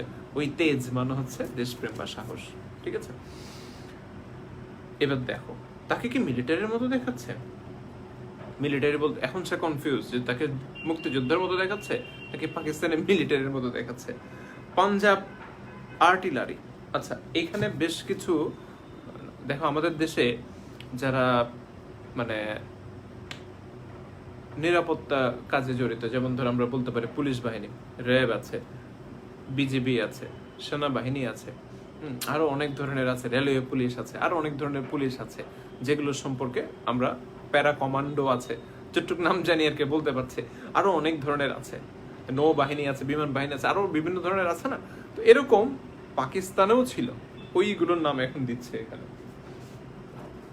তাকে কি মিলিটারির মতো দেখাচ্ছে? পাঞ্জাব আর্টিলারি ওই পাকিস্তানিদের কোন একটা সেনাবাহিনীর একটা অংশ হবে আর কি। না বেলুচ রেজিমেন্ট, বেলুচও পাকিস্তানের একটা জায়গার নাম। না কমান্ডো ফোর্স, না প্যারামিলিটারিরা খুব মানে কি বলবো ভালো, ওরা অনেক ধরনের অস্ত্র চালাতে জানে, অনেক ট্রেনিং ওনাদের কাছে আছে, এটা আর কি। না মিলিটারি পুলিশ, ওদের তো এক এক গোষ্ঠীর এক এক নাম, এক এক সুরত। সুরত মানে হচ্ছে পোশাক আশাক, আমাদের দেশেও তো র্যাবের এক ধরনের পোশাক, পুলিশের এক ধরনের পোশাক, সেনাবাহিনীর এক ধরনের পোশাক, তাই না? তাহলে প্রত্যেকটা বাহিনীর এক এক রকম পোশাক, আবার এক এক রকম নাম। গোষ্ঠী মানে হচ্ছে সবাই তো মানে কি দেশের নিরাপত্তা রক্ষার জন্যই তো আছে না, মানুষের যাতে নিরাপত্তা থাকে, মানুষ যাতে নিরাপদ থাকতে পারে, দেশ যাতে নিরাপদ থাকতে পারে, এই কাজেই তো তারা নিয়ে যেত। কিন্তু প্রত্যেকের এক একটা নাম, এক এক ধরনের তাদের সুরত। সুরত মানে হচ্ছে যদিও চেহারা, কিন্তু এখানে চেহারা বুঝাবে না, সুরত মানে হচ্ছে পোশাক আশাক। তাদের পোশাক আশাক এক এক রকম। এখন তার পোশাক আশাকটা, তার সুরতটা কার সাথে মিলছে সে চিন্তা করছে। তার এই রেনকোটে তাকে কি নতুন কোনো বাহিনীর লোক বলে মনে হচ্ছে কিনা? এখন সে রেনকোট পরে পরে যাচ্ছে, এখন চিন্তা করতেছে তার এই রেনকোটটা পরে তাকে অন্য কোনো বাহিনীর সাথে মনে হচ্ছে কিনা। আচ্ছা হোক, সে বেশ হনহন করে হাঁটে, সে খুব দ্রুত হাঁটছে। শেষ হেমন্তের, আমরা জানি সময়টা ছিল হেমন্তকালের, এটা আমরা যে বৃষ্টি হচ্ছিল ওই প্যারার মধ্যে প্রথম প্যারাতেও আছে। শেষ হেমন্তের বৃষ্টিতে বেশ শীত শীত ভাব, কিন্তু রেনকোটের ভেতর কি সুন্দর ওম। ওম মানে হচ্ছে উষ্ণতা। এইটা খুব গুরুত্বপূর্ণ একটা লাইন, এটা থেকে অনুধাবন আসতে পারে। মিন্টুর রেনকোটটা পরে নুরুল হুদা নিজের মধ্যে এক ধরনের উষ্ণতা বা এক ধরনের দেশপ্রেম অনুভব করে, উষ্ণতা বা দেশপ্রেম অনুভব করে, বা সাহসের উষ্ণতা বা দেশপ্রেম অনুভব করে, তা বোঝানোর জন্য উক্তিটি করা হয়েছে। আবারও বলছে, মিন্টুর রেনকোটটা পরে নুরুল হুদা নিজের মধ্যে এক ধরনের কি সাহসের উষ্ণতা বা দেশপ্রেম অনুভব করে, যা বোঝানোর জন্য উক্তিটি করা হয়েছে। Okay sir. পরবর্তীতে তারা ডাকছে, তার বউ রেনকোট পরাইছে, সে বেরোইছে, বেরো যখন হাঁটতেছে তখন সে এক ধরনের কি দেশপ্রেম বা উষ্ণতা বা সাহসের উষ্ণতা সে অনুভব করছে, সেটা বোঝাচ্ছে। এইভাবে গুছিয়ে লিখবে আর কি। তোমরা তো আরো সুন্দর লিখতে পারো আমার থেকে, তাই না? গুছিয়ে লিখবা। মিন্টুর এই রেনকোটটা রেখে গিয়ে কি ভালোই যে সেই করেছে। দুটো কারণে ভালো করেছে। একটা হচ্ছে সে এখন যাচ্ছে, বৃষ্টির ফোঁটা তার গায়ে পড়ছে না, এবং তার মধ্যে এক ধরনের দেশপ্রেম বা সাহস এসে ভর করেছে। না হলে এই ভীতু স্বভাবের লোকটা কখনো এই মিলিটারিদের কাছে যাওয়ার মতো সাহস সে পেত না, এখন সে পেয়েছে।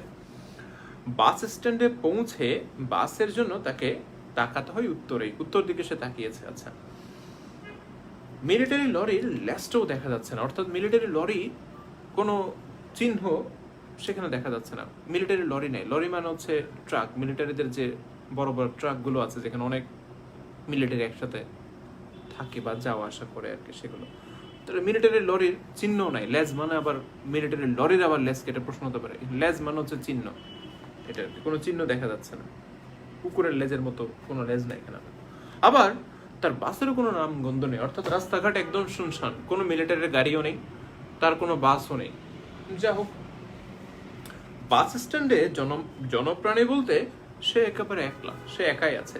রাস্তার পাশে পান, বিড়ি, সিগারেটের ছোট দোকানটার ঝাঁপ একটুখানি তুলে দোকানদারও তাকিয়ে আছে উত্তর দিকে দোকানদারও তাকিয়ে আছে, সামান্য একটু করে তুলছে। ওদিকে কি কোনো গোলমাল হয়েছে নাকি? না সরি, এদিকে কোনো গোলমাল হলো নাকি? দোকানদার ছেলেটা একটু বাচাল টাইপের, অতিরিক্ত কথা বলে তাই বাচাল বলেছে, বেশি কথা বলে। দেখো, বাস স্ট্যান্ডে তাকে দেখলেই ছোটটা বিড়বিড় করে, তাকে দেখলেই ছোটটা বিড়বিড় করে। কাল শোনেন নাই, মিরপুরের বিলদিয়া 2 নৌকা বোঝাই করে আইছিল। এবার ঘটনা বলতেছে, গতকাল রাতে কি হয়েছিল। মিরপুরের ওই বিল দিয়ে 2 নৌকা বোঝাই করে মুক্তি বাহিনীরা আসছিল। একটা জিপ উড়াইয়া দিছে, কমপক্ষে 5টা খানসেনা খতম। ওই জিপে 5 জন খানসেনা ছিল। খানসেনা মানে হচ্ছে পাকিস্তানি সেনাবাহিনীর কথা বলছে, ছিল, ওরা মারা গেছে। বিবিসি কইছে রংপুর দিনাজপুরের হাফের বেশি জায়গা স্বাধীন।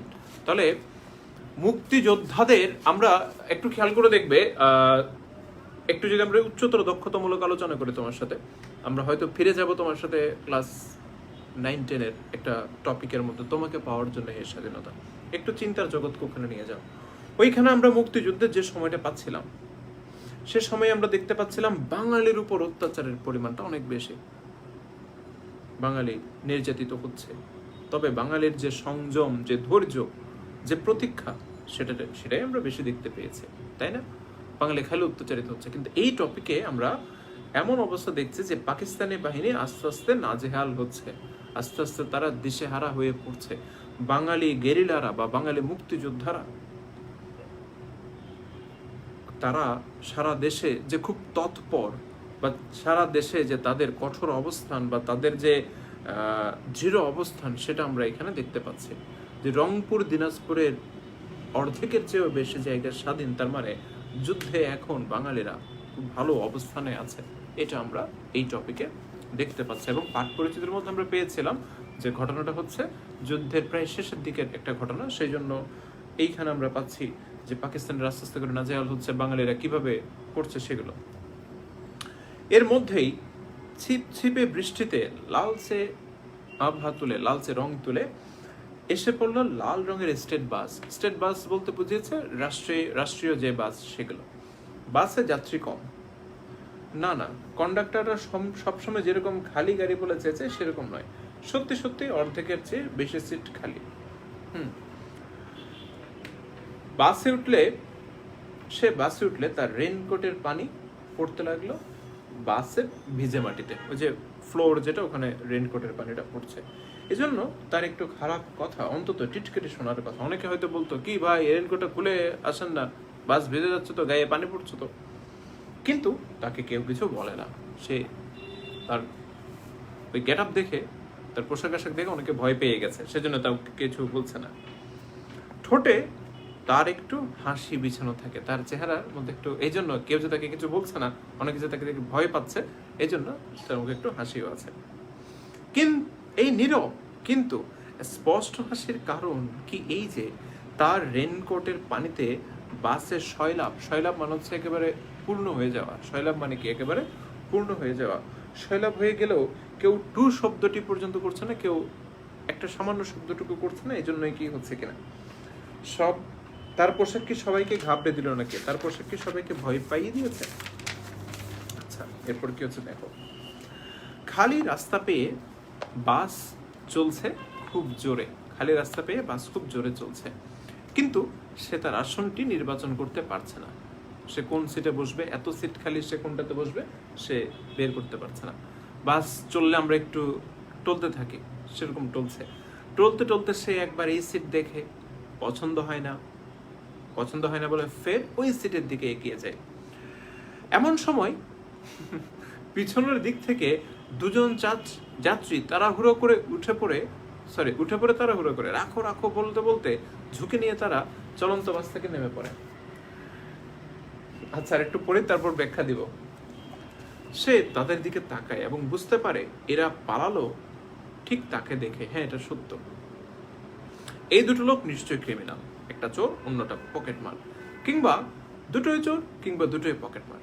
নাম্বার মুহূর্তে দুটোর মধ্যে সর্দার টাইপেরটা তার দিকে পিছনে ফিরে তাকালো। তার চোখ ভরা ভয়, কেবল ভয়। এইখানে একটু বুঝিয়ে রাখি, এরকম আরো অনেক যাত্রী বাস থেকে নেমে পড়বে। সে সবাইকে চোর, রাজাকার, ক্রিমিনাল ভাবে। আসলে কি তারা চোর, রাজাকার, ক্রিমিনাল? মোটেও না। তার পোশাক আশাক দেখে তাকে একজন মুক্তিযোদ্ধা বলে মনে হচ্ছিল। আর এর মধ্যে গতকাল রাতে এবং আজকে সকালবেলা মুক্তিযোদ্ধারা বিভিন্ন আক্রমণ করেছে, তাই রাস্তার বিভিন্ন মোড়ে চেকপোস্ট থাকবে, এটা স্বাভাবিক। গাড়ি চেক করবে, তো গাড়ি যেহেতু চেক করবে, এই গাড়িতে উঠে যদি পাকিস্তানিরা দেখে যে এরকম পোশাক আশাকের একটা মানুষ, আবার সে যদি মুক্তিযোদ্ধা হয়ে থাকে, তাহলে এই বাসের যাত্রী যারা আছে হয়তো সবাইকে ধরে নিয়ে যাবে। দেখা যাবে সবাইকে ফায়ারিং স্কোয়াডে দাঁড় করিয়ে দিচ্ছে, সবাইকে মেরে ফেলবে। তো এরকম যারা ভীতু স্বভাবের বাসের যাত্রী ছিল, তারা এই ধরনের পোশাক আশাক পরে একটা লোককে দেখে কিছুটা ভেবাচাকা খেয়ে যায় এবং ভয় পেয়ে তাড়াতাড়ি নেমে যায়। বলছে, ভাই নামাই দাও, যান আগে, তারপরে দরকার হলে হেঁটে যাবো বিষয়টা। আর ওদেরকে নেমে যেতে দেখে নুরুল হুদা ভাবতে থাকে যে এরা চোর বা পকেটমার। এরকম আরো অনেকেই নামবে। টোটাল গাড়ি থেকে মনে 8 জন না 9 জন যাত্রী নেমে যায় মোট, ধাপে নাকি 11 জন নেমে যায়, আমরা গুনলে বুঝতে পারবো। অলরেডি 2 জন নেমে গেছে, বুঝতে পারছো? এটা আসলে চোরও না, পকেটমারও না। কারণ এমন তো না যে দুনিয়ার চোর বাটপার সব ওই গাড়িতে উঠে বসে আছে, এরকম তো হতে পারে না, তাই না? দেখো তারপর কি বলছেন। হ্যাঁ, দুজনের চোখে ভয় ছিল, কেবল ভয় ছিল। সেটা হচ্ছে কি নিয়ে, তাকে দেখে মুক্তিযোদ্ধার মতো মনে হচ্ছে, তাই তারা ভয়ে গাড়ি থেকে নেমে যাবে। যাই হোক, জুৎস মনে হচ্ছে পারফেক্ট একটা সিট বেছে নিয়ে সে ধপাস করে বসতেই ফোমে, ওই যে সিটের যে ফোম থেকে ফস করে আওয়াজ হয়, বাতাস বের হচ্ছে জন্য। তাতে ঘাড় ফিরিয়ে তাকায় সামনের সিটে বসা 3 জন যাত্রী। এদেরকেও সে ঠিক চোর বা পকেটমার বলে শনাক্ত করে ফেলে। দেখো, পুরো যাত্রী যারা আছে সবাইকে সে চোর বা পকেটমার মনে করছে, অর্থাৎ এরাও তাকে দেখে একটু ভয় পায়। এটা বলছে ডাকাতও হতে পারে, কিংবা মিলিটারি কোনো বস্তিতে আগুন লাগিয়ে চলে এলে এরা ছোটে সেখানে লুটপাট করতে। এই ঘটনাটা দ্বারা মূলত রাজাকাররা কি করে সেটা এখানে উল্লেখ করা হচ্ছে। আচ্ছা, কিংবা মিলিটারি কোথাও লুটপাট করতে গেলে এরা গিয়ে সেখানে উচ্ছিষ্ট কুড়ায়, কিছু থেকে টেকে গেলে ওগুলো নিয়ে আসে এরা, ছেসরা রাজাকার টাইপের আর কি। তিনটেই পরের স্টপেজে নামার জন্য অনেক আগে থেকেই ধরফর করে উঠে দাঁড়ায়। ওই যে নেমে গেছে সেজন্য এদেরকে ভীতু বলে সেদেরকে চোর ডাকাত বানায় দিছে, এবং বাস থামার সঙ্গে সঙ্গে নেমে পড়ে চটপট করে। নামার কারণ নিশ্চয় বুঝতে পারছো। 3টে ক্রিমিনালের একটাও তার দিকে আর ফিরেও তাকায় না, তার মানে তাকে বেশ ভয় পেয়েছে বলে সঙ্গে সঙ্গে তার সঙ্গে চোকাচোকি এড়াতে এদের এত কসরত মানে হচ্ছে চেষ্টা। আচ্ছা, তারপর দেখো, যাক, মিন্টুর রেইনকোটে তার কাজ হচ্ছে। মিন্টুর রেইনকোটে সবাই ভয় পাচ্ছে, চোর ছেচোর পকেটমার সব কেটে পড়েছে, যত ভীতু স্বভাবের লোক আছে সবাই বাস থেকে নেমে পড়েছে। ভালো মানুষেরা থাক, সাহসীরা থাক বাসে। সে বেশ সৎসঙ্গে চলে যাবে একেবারে কলেজ পর্যন্ত। আসাদ গেটে বাস স্টপেজে ঝিরঝিরে বৃষ্টিতে দাঁড়িয়ে অপেক্ষা করছিল কয়েকজন মানুষ। তাহলে অলরেডি কয়জন নামছে রে? 5 জন নামছে। আচ্ছা, আসাদ গেটে বাস স্টপেজে ঝিরঝিরে বৃষ্টিতে অপেক্ষা করছিল কয়েকজন মানুষ। ছাতা হাতে কেউ কেউ নিজ নিজ ছাতার নিচে, আর ছাতা ছাড়া যারা তারা অন্যের মাথার নিচে ছাতার নিচে মাথাটা ঢুকিয়ে দিয়েছে। এটা স্বাভাবিক, অনেকেই করে। ছাতার নিচে মাথার খানিকটা পেতে দিয়ে বৃষ্টির ছাদ মানে হচ্ছে বৃষ্টির যে ফোঁটা, সেটার কথা বলছে। আত্মরক্ষা করতে শরীরটাকে আঁকাবাঁকা করছিল। বাস থামাতে সে দেখলো একে একে 9 জন প্যাসেঞ্জার উঠে বাসে উঠলো। সে বেশ খুঁটিয়ে সবাইকে দেখে, সে খুব খুঁটাই সবাইকে করে দেখতে থাকে না। আচ্ছা, ভালো কথা, যেমন দৃষ্টি দিচ্ছে মানুষ ভয় পেয়ে গেছে। তো তার দিকে তাকিয়ে 9 জনের 3 জন আরে রাখো আরেকজন রাখো বলে নেমে পড়লো ধরফর করে। তাহলে কয়জন নামছে? 4 জন নামছে। আগে নেমেছিল কতজন? 5 জন, এখন নেমেছে 4 জন। তার মানে মোট 9 জন নেমে গেছে বাস থেকে। শেষজন বোধ হয় এমনি অর্ডিনারি চোর, ছিচকে চোর হওয়ার সম্ভাবনায় বেশি। যারা নেমেছে তাদের সবাইকে চোর বলছে। আসলে কেমন হতে পারে? সকল চোর বাটপার একটা গাড়িতেই এসে উঠছে এবং তাকে দেখে নেমে পড়ছে। যাই হোক,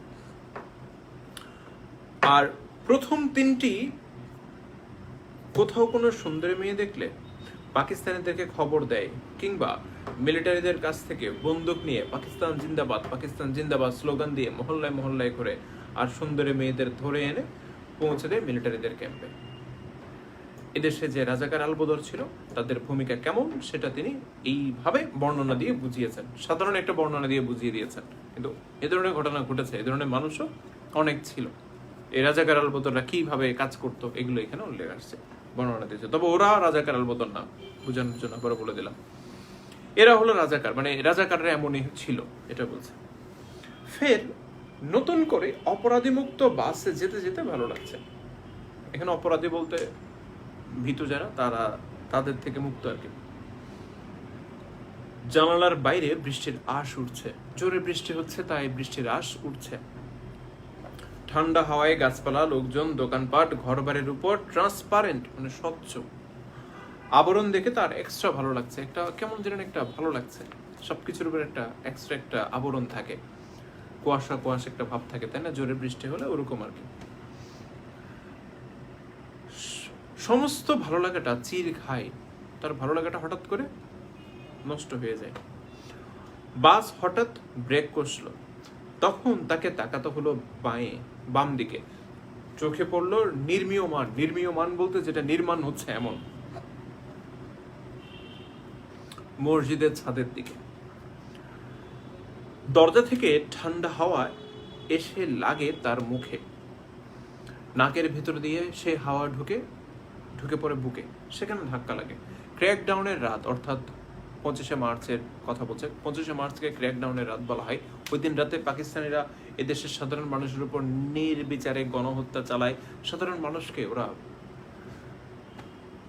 নির্বিচারে মেরে ফেলে এবং ঘর বাড়ি পুড়িয়ে দেয়। ওই রাতকে ক্র্যাকডাউনের রাত বলা হয়েছে। আচ্ছা, ক্র্যাকডাউনের রাত কেটে ভোর হলে মিলিটারির গুলিতে এই মসজিদের ছাদ থেকে পড়ে গিয়েছিল মুয়াজ্জিন। ঘটনা বুঝে মুয়াজ্জিন সাহেব। ঠান্ডা হাওয়ার ধাক্কা রেনকোটের তাপে এতটাই গরম হয়ে উঠেছে মনে হয় ভিতরে বুঝে আগুন হয়ে গেল। অর্থাৎ এই রেনকোট পরে তার মধ্যে এখন তো দেশপ্রেম এসে ভর করেছে। ওই ঘটনাটা মনে হওয়াতে তার পুরো মাথা পুরো শরীর গরম হয়ে গেছে। সে খুব উত্তেজিত হয়ে গিয়েছিল এই ঘটনাটা মনে পড়ে। পুরো ঘটনাটা শোনো কি বলছে। মসজিদের উল্টো দিকের বাড়িতে 3 তলায় থাকতো তখন তারা। রাতভর ট্যাঙ্কের হুঙ্কার আর মেশিন গান আর স্ট্যান্ড গানের ঘেউ ঘেউ আর মানুষের কাতরানিতে কারো চোখে ঘুম হয়নি সে রাতে। ছেলে মেয়েদের মায়ের সঙ্গে সে শুয়েছিল খাটের নিচে। ভোরবেলা মিলিটারির মানুষ মারে একটু বিরতি দিলে ছেলেমেয়েরা তখন ঘুমিয়ে পড়ে এবং সে বন্ধ জানালার পর্দা তুলে সে রাস্তা দেখতে পেল। রাস্তার উপরে মসজিদের ছাদে মুয়াজ্জিন সাহেব দাঁড়িয়েছিল আজান দিতে। ঘটনাটা বুঝে নাও। সাধারণত জুমার নামাজটা সে নিয়মিত পড়ে, তবে সেই ভোরে আজান শুনতে খুব ইচ্ছা করছিল। রাতের এমন দুর্যোগ রাত গেছে, স্বাভাবিক যে কোনো মানুষের মন তখন ধর্মপ্রাণ হয়ে উঠবে। মুয়াজ্জিনের আজান দেওয়াটা সম্পূর্ণ দেখবে বলে সে জানালার ধার থেকে সরে না। সারা এলাকায় ইলেকট্রিসিটি নষ্ট, মসজিদের মাইক্রোফোনও অকেজ। মুয়াজ্জিন সাহেব তার গম্ভীর গলাটা যতটা পারে জোর দিয়ে বলে ওঠে আল্লাহু আকবর। দ্বিতীয়বার আল্লাহর মহত্ব ঘোষণা করার সুযোগ আর তার মেলেনি। এর আগে সম্পূর্ণ অন্যরকম একটা ধ্বনি করে লোকটা পড়ে গেল রাস্তার উপরে। ঘটনা বুঝছো? গুলি করছে। সেদিন সকালে বৃষ্টি ছিল না। আজ বৃষ্টির সকালে মিলিটারিকে ওই দৃশ্যের পুনরায় একই ঘটনা অবতারণা করা, পায়তারা করা মনে হচ্ছে চেষ্টা করা। এখন তো নামাজের কোনো ওয়াক্ত নেই, ওয়াক্ত মনে হচ্ছে সময়। তবে আজান দেওয়া হবে কি করে? এই লেখাটা লেখক খুব ব্যঙ্গ করে লিখছে। ওরা একজন মুসলিম হয়ে বা একটা মুসলিম জাতি হয়ে কিভাবে একজন মুয়াজ্জিনকে আজান দেওয়া অবস্থাতে গুলি করতে পারে? এটা কিভাবে সম্ভব? কতটা নির্মম, কতটা বর্বর, এটা বোঝানোর জন্য এটি করেছে। বুঝতে পারছো? তাহলে ওরা লেখক বলতে চাইছেন এভাবে নুরুল হুদার জবানিতে যে ওরা এতটাই বর্বর যে ওরা মানুষকে আজান দেওয়া অবস্থায় মারবে। এখন তো নামাজ পড়ানোর বা নামাজ পড়ার কোনো ওয়াক্ত বা সময় নেই। তাহলে নামাজ পড়াবে কিভাবে? বলে দরকার নাই, ওরা যে কোনো সময় নামাজ পড়াতে পারবে এবং নামাজ পড়াতে মানুষকে মারবে। এরকম বর্বর পিশাচ নরপশু হচ্ছে এই পাকিস্তানিরা। এটা বোঝানোর জন্য লেখক এই কথাবার্তাগুলো বলছে। তবে আজান দেওয়াবে কি করে? এরা বোধ হয় যে কোনো সময়কে নামাজের ওয়াক্ত ঘোষণা করে নতুন হুকুম জারি করেছে। এগুলো আসলে লেখকের মনে যে চাপা ক্ষোভ, সেটার বহিঃপ্রকাশ। ওই যে মুয়াজ্জিন সাহেবকে মেরেছে এভাবে, সেটা নিয়ে তার মনের মধ্যে একটা ক্ষোভের জন্ম নিয়েছে, সেটা বোঝানোর জন্য এটি করেছে। স্যারেরা আজকে আর আমি এটা পড়াতে পারছি না, আজকে এতটুকু ছাড়ছি, কারণ টপিকটা আরো আছে, এটা আজকে কোনোভাবেই শেষ হবে না। তো আমরা আজকে এতটুকুই ছাড়ছি। তোমাদের আজকে যা পড়িয়েছে এর মধ্যে কোনো প্রশ্ন থাকলে আমাকে অবশ্যই কমেন্ট করে জানাবে, ঠিক আছে? সবাই ভালো থেকো, দেখা হবে আগামী ক্লাসে। আর তোমাদের টাইমটা আমরা রোজার সময় টাইমটা একটু চেঞ্জ করে দেব, এবং টাইমটা কি হবে রোজার সময় আমি সেটা গ্রুপের নোটিশ দিয়ে জানিয়ে দেবো। সকালে নিয়ে আসবো টাইমটা, সকালে ধরো 11টা 11:30 দিক করে নিয়ে আসবো আর কি তোমাদের টাইমটা, রোজার সময়, রমজানের সময়, ঠিক আছে? আর আপাতত ভাবে ক্লাসগুলো আচ্ছা আমি জানাবো, গ্রুপের নোটিশ দেবো কি হচ্ছে এটা। যেমন আজকের টাইমে গ্রুপে নোটিশ দিয়েছে, ওরকম গ্রুপে নোটিশ দেবো। তো রোজার সময় একটু ক্লাসের টাইমটা চেঞ্জ হবে, এটা মাথায় রাখবা, ঠিক আছে? গার্ডিয়ানদের রিকোয়েস্ট আছে, স্টুডেন্টদের রিকোয়েস্ট আছে এটার জন্য। তো সবাই ভালো থেকো, দেখা হবে আগামী ক্লাসে। Take care.